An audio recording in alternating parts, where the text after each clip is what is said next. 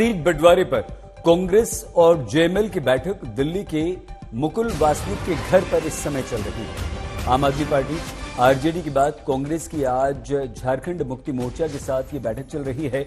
India गठबंधन की ये बैठक है और इसमें अब सीट शेयरिंग को लेकर विभिन्न दलों के बीच बैठक चल रही है।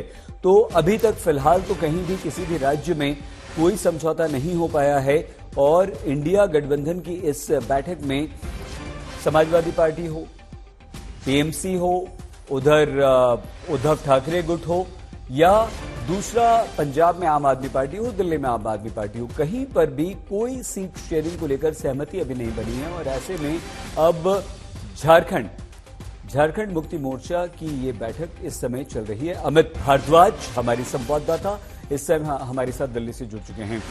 अमित, क्या कुछ बैठक को लेकर अभी तक अपडेट मिल पाया है? क्या कोई खबर अंदर से मिल पाई है और कितनी संभावना कि कम से कम यहां तो कोई सीट शेयरिंग हो पाए या फिलहाल यहां भी नहीं? सही देखिए, इस वक्त जो बड़ी जानकारी मिल रही है वो ये है कि मुकुल वासनिक के घर जो बैठक चल रही थी एनएसी, कांग्रेस की एनएसी यानी कि नेशनल अलायंस कमेटी और जेएमएम के डेलीगेशन के बीच, वो बैठक खत्म हो गई है और बैठक को सकारात्मक बताया जा रहा है। सूत्र कह रहे हैं कि देखिए सीट शेयरिंग को लेकर कहीं ना कहीं चर्चा सही डायरेक्शन में चल रहा है। हालांकि झारखंड को लेकर बात लगातार कही जा रही है कि वहां बहुत ज्यादा इंडिया अलायंस को समस्या नहीं होनी चाहिए क्योंकि वहां पे ऑलरेडी अलायंस में सरकार चल रही है, जेएमएम कांग्रेस और लेफ्ट की अलायंस की सरकार चल रही है, तो ऐसे में बहुत ज्यादा दिक्कतें वहां नहीं होंगी। हालांकि लेफ्ट सीपीआई एमएल जो है, माले जिसको कहते हैं, वो कोडरमा की सीट को लेके फिलर्स जरूर भेज रहा है कांग्रेस पार्टी को कि लेफ्ट उस सीट से चुनाव लड़ना चाहती है। और फिलहाल लोकसभा के समीकरण में कांग्रेस और जेएमएम के बीच बातचीत चल रही है, तो संभवतः वो फिर दूसरे स्टेज में जरूर निश्चित रूप से उस सीट की भी चर्चा होगी। लेकिन फिलहाल बड़ी जानकारी है कि बैठक खत्म हो गई है। पॉजिटिव डायरेक्शन में नेता बता रहे हैं, सूत्र बता रहे हैं कि ये बैठक जो है पॉजिटिव डायरेक्शन में गया, यानी कि झारखंड सीट शेयरिंग का एग्रीमेंट जल्द ही फाइनल हो सकता है। सही, ठीक है अमित, आप हमारे साथ बने रहिए, हम और बातचीत आपसे करेंगे। लेकिन उससे पहले बता दें कि विपक्षी गठबंधन यानी कि इंडिया गठबंधन में प्रधानमंत्री के चेहरे से लेकर संयोजक और सीट शेयरिंग पर पेच लगातार फंसा हुआ है। सूत्रों के अनुसार नीतीश कुमार ने संयोजक बनने से इनकार कर दिया है। नीतीश कुमार बोले हैं कि कांग्रेस से कोई गठबंधन का अध्यक्ष बने। नीतीश सीटों के बंटवारे पर बोल चुके हैं कि जमीनी हकीकत को देखते हुए सीटों पर निर्णय होना चाहिए। तो नीतीश कुमार का संयोजक बनने से इनकार है, ये सूत्रों के हवाले से खबर है। इंडिया गठबंधन के किसी आधिकारिक तौर पर यह खबर अभी तक नहीं आई है।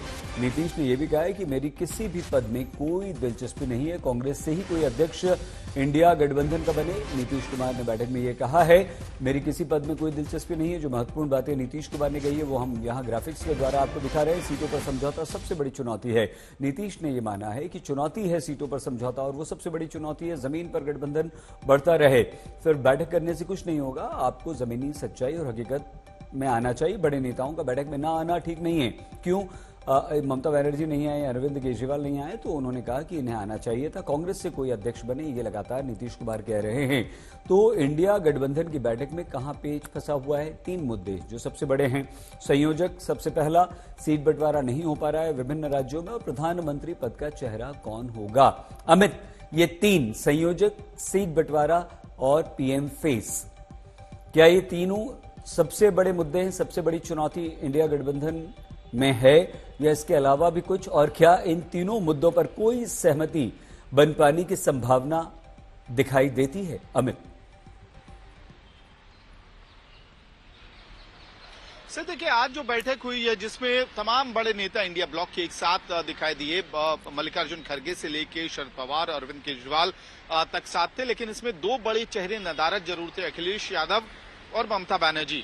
इन 2 चेहरों का नहीं होना थोड़ा चिंताजनक जरूर इंडिया ब्लॉक के लीडर्स के लिए रहा है।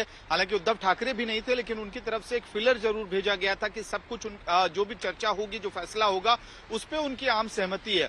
अहम सुई जो अटक रही है वो ममता बनर्जी ने जिस तरह से दूरी बनाई, खासतौर पे ये कहते हुए कि वो व्यस्त हैं, लेकिन जिस समय बैठक को उन्होंने स्किप किया वो बहुत इंपॉर्टेंट है सईद, क्योंकि अधीर रंजन चौधरी जिस तरह से बयानबाजी कर रहे हैं बंगाल में तृणमूल कांग्रेस के खिलाफ, वो बहुत ज्यादा ममता बनर्जी को पसंद नहीं आ रहा, टीएमसी को पसंद नहीं आ रहा। सीट शेयरिंग को लेकर निश्चित रूप से सईद ये चर्चा हुई है कि इस सीट शेयरिंग एग्रीमेंट फॉर्मूले को जल्द से जल्द निपटाने की जरूरत है। तमाम बड़े नेताओं ने इस पर एक सहमति जताई। सईद अमित, पीएम चेहरे को पीएम पद के उम्मीदवार को लेकर आपको लगता है कुछ सहमति बन पाएगी या इसे टाल दिया जाएगा?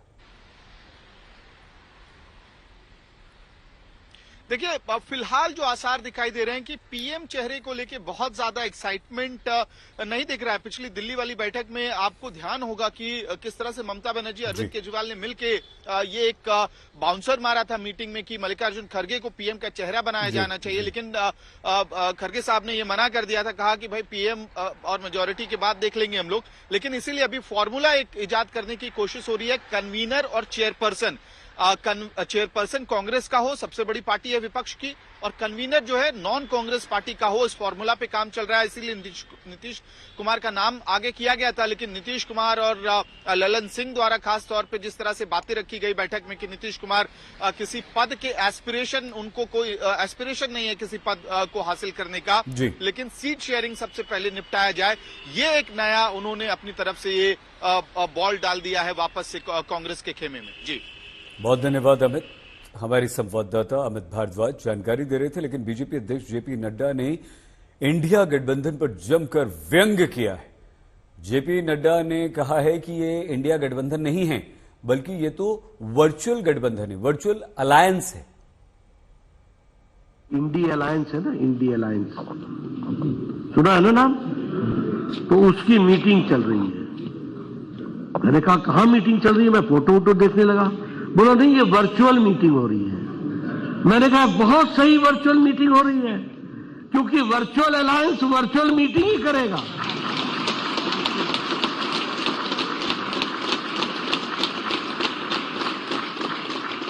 ये तो वर्चुअल अलायंस है, तो ये वर्चुअल मीटिंग करेगा, रस्म अदायगी करेगा, और क्या करेगा? और इससे ज्यादा ये क्या कर सकते हैं? और मैं एक बात यहां ये भी कहना चाहता हूं, इनका एजेंडा क्या है? इनका एजेंडा, मोदी जी का एजेंडा क्या है? विकसित भारत। मोदी जी का एजेंडा क्या है? युवा आगे बढ़े। मोदी जी का एजेंडा क्या है? एंटरप्रेन्योर आगे बढ़े। मोदी जी का एजेंडा क्या है? किसान आगे बढ़े। मोदी जी का एजेंडा क्या है? महिलाओं को ताकत मिले। मोदी जी का एजेंडा क्या है? गरीबी समाप्त हो। उनका एजेंडा क्या है? मोदी हटाओ। ये मोदी हटाओ, ये एजेंडा पकड़ा हुआ है। और मैं कहता हूं ये इंडिया अलायंस के दो ही एजेंडा है। वैसे एक एजेंडा है परिवार बचाओ, और दूसरा एजेंडा है प्रॉपर्टी बचाओ।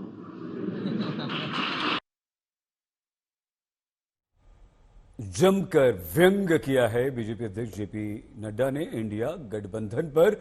इंडिया गठबंधन की बैठक पर बिहार के मंत्री संजय झा और बिहार बीजेपी प्रदेश अध्यक्ष सम्राट चौधरी ने भी प्रश्न उठाए। नहीं, अभी कोई निर्णय नहीं हुआ है। ये बात जरूर संयोजक की बात और मुख्यमंत्री जी का था कि संयोजक की बात नहीं हुई है उनकी बात, लेकिन मुख्यमंत्री जी का था कि कांग्रेस को ही चेयरमैन बनना चाहिए। हाँ, और कोई बात नहीं। नीतीश कुमार जी को तो हम लोगों से अलग इसी के लिए किया था ना कि देश का प्रधानमंत्री का उम्मीदवार बनाऊंगा, लेकिन इंडी गठबंधन के लोगों ने नीतीश कुमार जी का सपना तोड़ने का काम किया, और इतने लंबे समय तक 1.25 साल से लगातार वो लगे हुए थे कि किसी तरह इनको प्रधानमंत्री का उम्मीदवार घोषित करें, और इन लोगों ने घोषित नहीं किया।